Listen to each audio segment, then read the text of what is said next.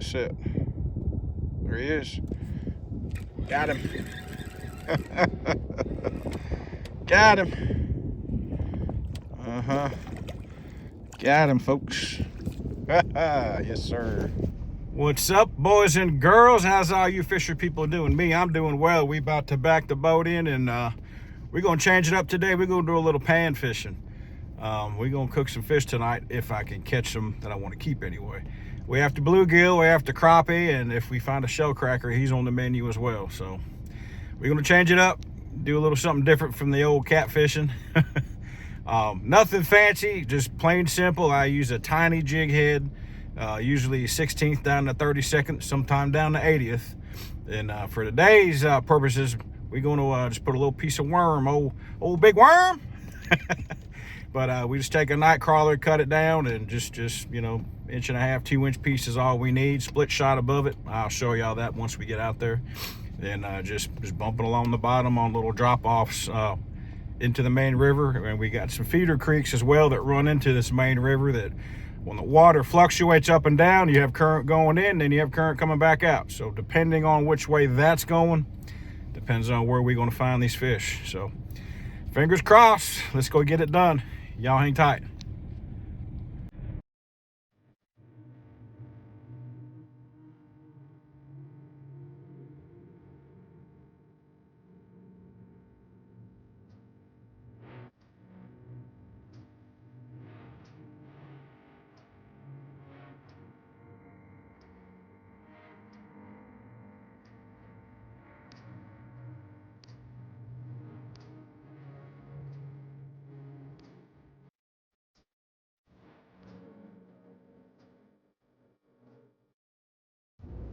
All right, folks. Pretty nice day today. Supposed to be low to mid 40s. I'm happy with that. We just launched the boat, and we're going to actually be fishing for bluegill today. 2 reasons. One, I'm going to try it on my home waters and see if I can catch some big catfish on it. And 2, we're going to eat some. So my lady loves fish. She wanted to eat some bluegill, so I'm going after them. What I'm going to be focusing on is where this river hits the main river and drops off. And they're tough to find. Sometimes they're up in here, sometimes they're out at the mouth, sometimes they're out on the main river. You just got to try to figure them out. So we're going to start here and work our way out, and hopefully we'll run into them. So let's see how it works out. All right, folks, here's what I'm looking for. That's going to be your bluegill, tight to the bottom.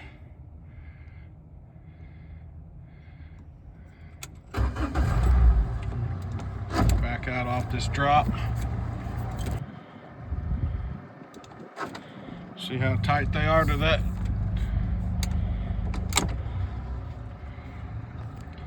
.12 and deeper. As soon as I got down into that 12, 13 foot, they start showing up.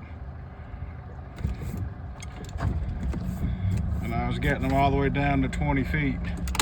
So as I ease out off this drop, if you notice, they're all on this drop.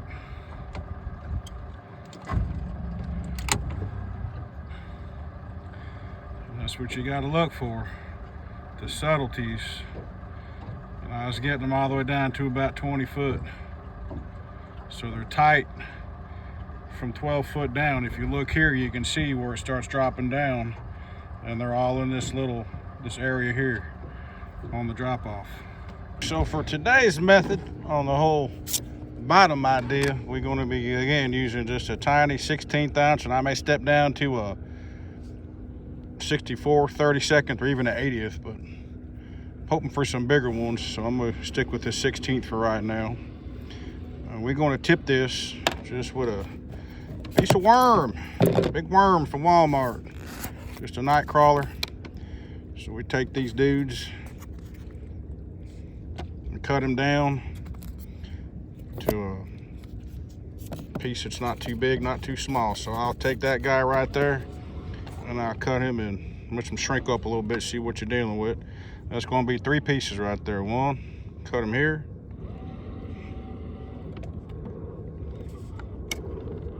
I'm gonna cut him again right there in half. That's it.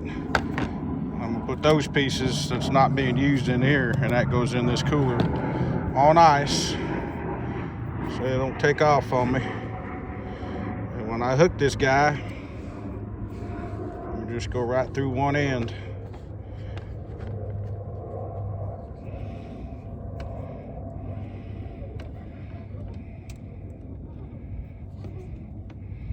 Just go right through one time. That's it. All we got right there. But all we're doing is working it. Working it, folks.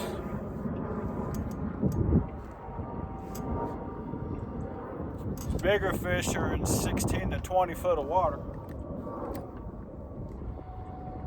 So we're just working the drop till we get in that 16 to 20 foot. Wait for that thump. There he is. Got him. Got him, folks.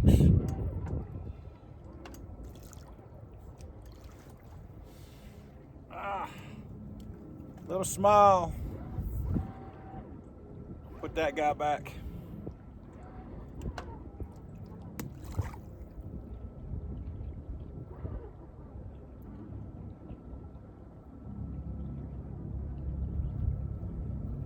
Yeah, I run that 16th ounce right there to try to rule out a lot of the fish smaller than that one even.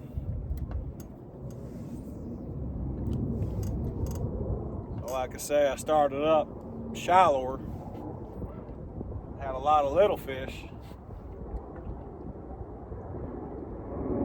and as I worked progressively deeper, got on the bigger ones. Sometimes it's opposite. Every day is a new day. You just gotta try to figure them out.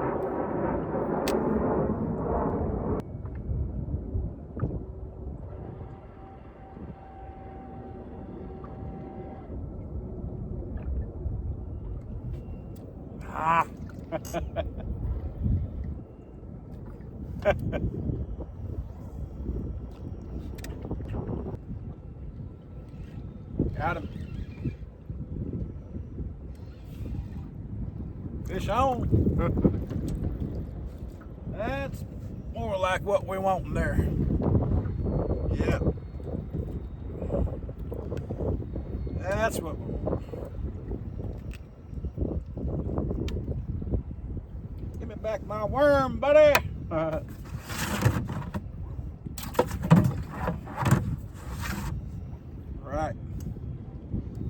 Yep, if I stay in that deeper water, I'm getting on to better fish.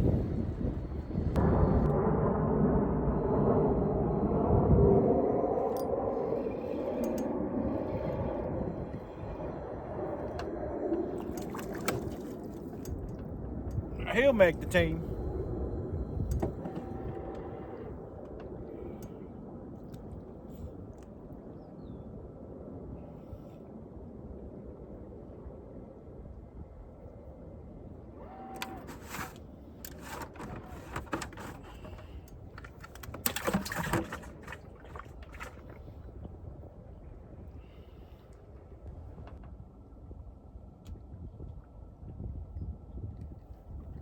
Got him.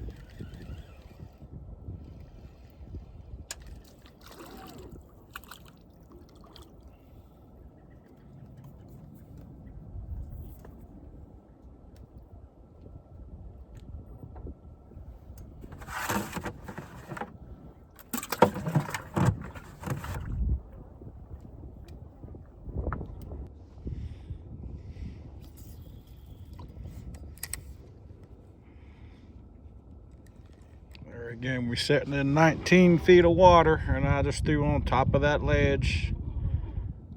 And I'm gonna slowly slide it down the ledge. This is a really good technique on lakes too, where there is no current. You'll find these fish just grouped up tight, schools of them, in cooler water, and you can just sit here and just pick them off.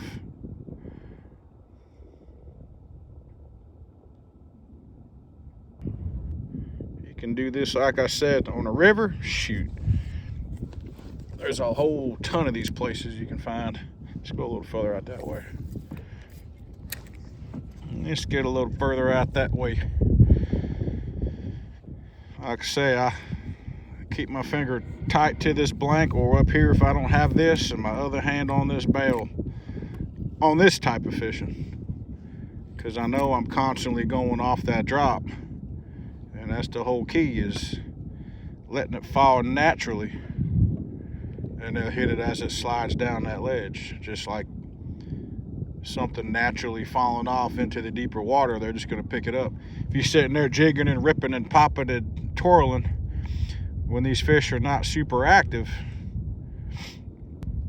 they're just going to watch it go by. So for me, a sensitive light action rod, he's on. Ooh, that's a good one there. Yeah. Well, he felt good because he was in that tree. Too small. Prime time catfishing bait though. I'll put him back.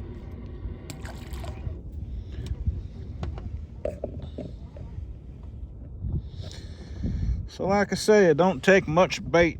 I mean, you know, that's how much worm I'm putting on there. That's a third or a quarter of a night crawler. You know, you can use your dead minnows from crappie fishing for this too. They work out just fine. Just fine.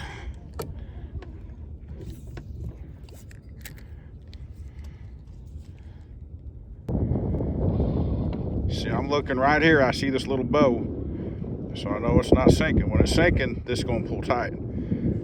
See? Feeling for my slack. I'm waiting for that little pop. And trust me when I tell you, it's coming. Literally 3-4 inches at a time. And once you start coming off that ledge, you got to watch your slack. See, my slack is tightening up. It's following. I'm gonna let some slack out. I'm still feeling for that little pop. Oh, there's a tap right there. Did you see it? Oh, he's on. Got him. Got him. Got him, folks. Bluegill City. That's it. Hand size. Hand size. See here? Size of my hand. I'm a happy man. Still got our bait too. Just put him in the bucket, or cooler if you will. I'm about to put this dude up here next to me so I don't fall out of this boat, which would suck in 39-degree water. Yep. Oh yeah, these dudes are between 14 and 20 feet is where they're at.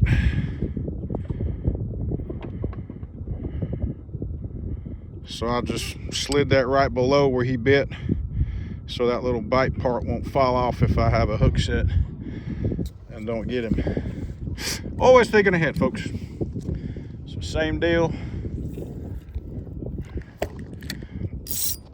Now I'm gonna fish a little further over on this drop because it's gonna settle right down here, right where that dude bit. So like I say, like everything else, it's finding the location of your fish and then just staying on them, you know? And I guarantee you, all the way across this ledge, these fish are at the same depth. Because see, when they rose this river this morning, it pushed that water back up into this creek.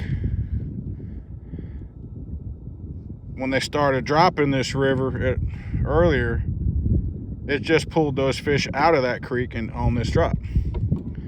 And that's the part of fishing you have to learn. There's a bite right there. Dang, dropped it. So many folks just go to a place they've caught them at before, and it's human nature, you know. I played this slot machine before and won money. I played on this craps table and won money. I went to this fishing spot and caught fish. Well, why? Why did you catch them there? You know, there's a reason for it. Trust me. And we figure that out, you're going to become a better angler. I tried a spot first thing this morning where, by gosh, I've caught them there before. Guess what? I didn't catch them there this morning with the quickness. I was out of there because I know better. You know, as soon as I seen that current start picking up, I knew exactly what was happening. You can still see it now. The wind is blowing this way, and I can see that water moving this way, forming this back eddy, and that's why. And as I figured, he got most of that off. That's why the bites went away. See there? I'm down to just that. That ain't enough to get it done. So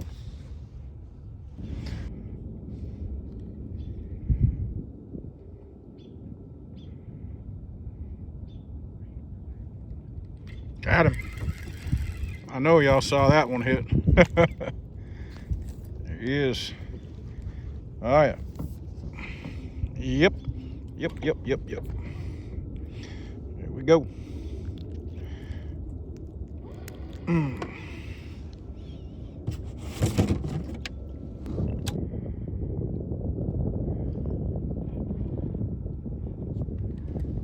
Got him. Got him, folks. Got him. That's a house daddy there. Woo, baby. That is a house daddy. Oh, yeah. That's what we want. That is a Mac daddy.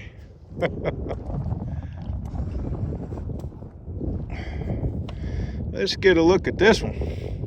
Woo wee. That's 2 hands worth there, people. Dang. I get on a couple of those, we're going to be calling. Let's put him in the bucket.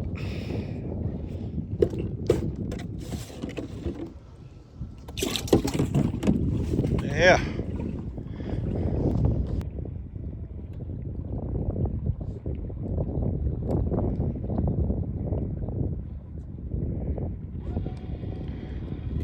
Got him.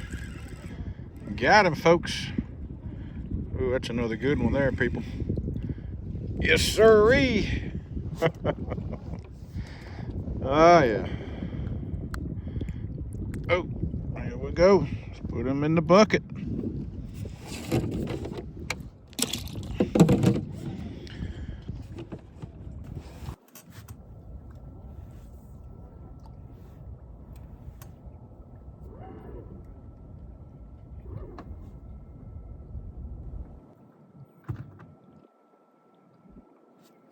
Got him.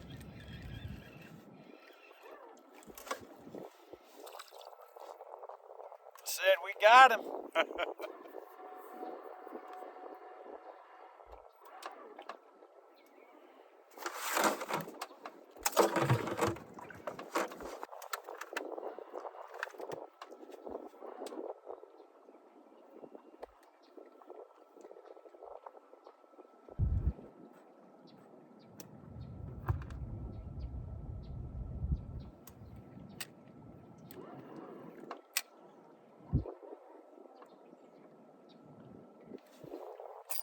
Got him. That's a good one.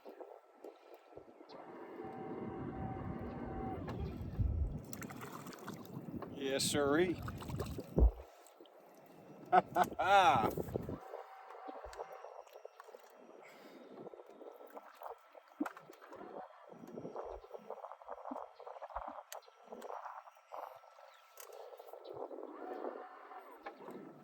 Here we go. Need 4 more like that for my dinner. The rest's gonna be catfish bait.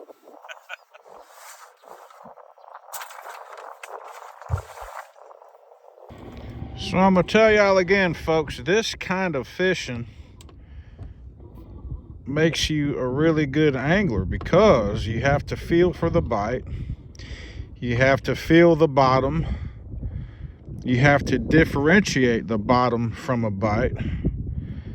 And timing is everything. So if you can master something as simple as this, in my opinion, you're ready to move on to the more challenging aspects of fishing, whether it be sauger or bass fishing or crappie fishing, you know. But bluegill fishing is a real good way to learn how to feel the different subtleties of bites. Because there's a lot of times you'll barely move this and he'll be on there, or you'll feel him actually hit it, or you'll work it down the drop off, or you realize you're at the floor of the drop off and you start working the floor of the river instead of the ledge. And as you master this, you get more consistent and you start catching fish on a regular basis. And before you know it, you've got it mastered. And then you move on to something different. Make sense? That's a bite. And we got him. And we got him, folks. Just that quick, we got him. A good one, too. That's a good one. That's what we're after. That's what we want, people. Yep, there's what we want. Yes, sirree, Barbarino. That's bigger, though. That's what we want. Yeah. Then I get my worm back, probably dog.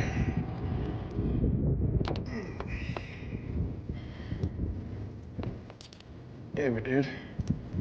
Let's put him in the bucket. That's a nice one there, folks. That's what it's about right there.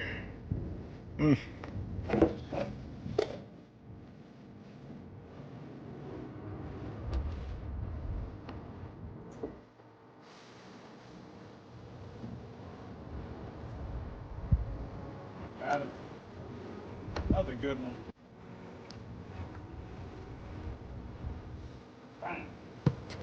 There. Ooh-wee. That's a big dog. Still got my bait, don't I?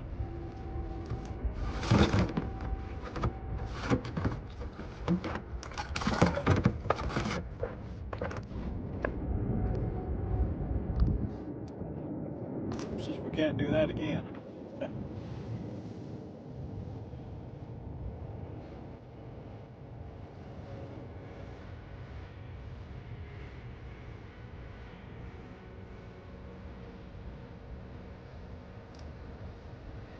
Another one.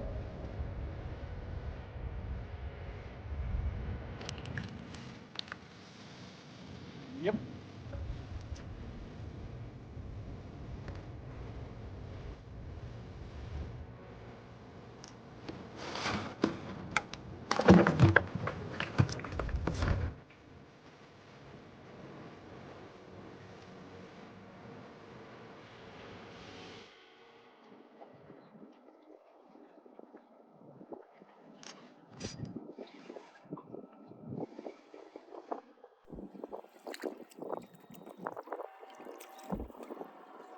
That'll make the team. Yep.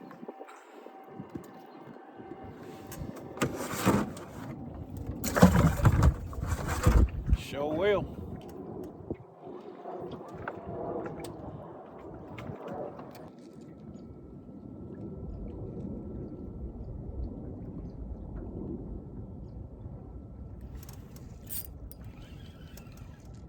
Got him.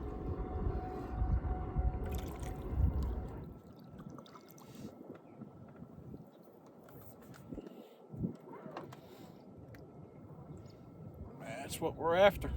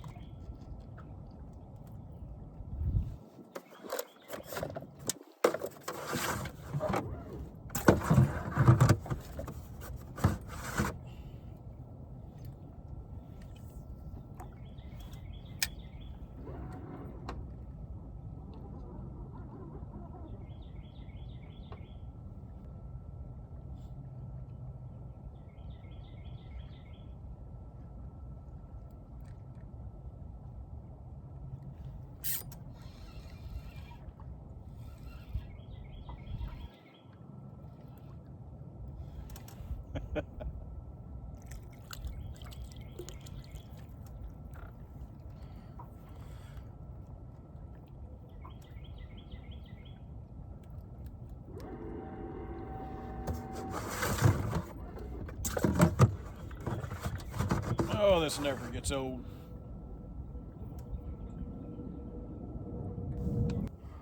All right, folks, like I said, I am not greedy. I got plenty to eat and plenty for bait. So I'm gonna wrap it up for today. Well, if you guys happen to like the content I've been putting out, if you don't mind, hit that thumbs up, like, and subscribe to the channel. I would appreciate it. And until I see you guys out here again, when you guys are on the water, you guys be safe. Be courteous to others. Enjoy yourselves while you're out here. Have a good time. Hey, good luck. I'll see y'all soon.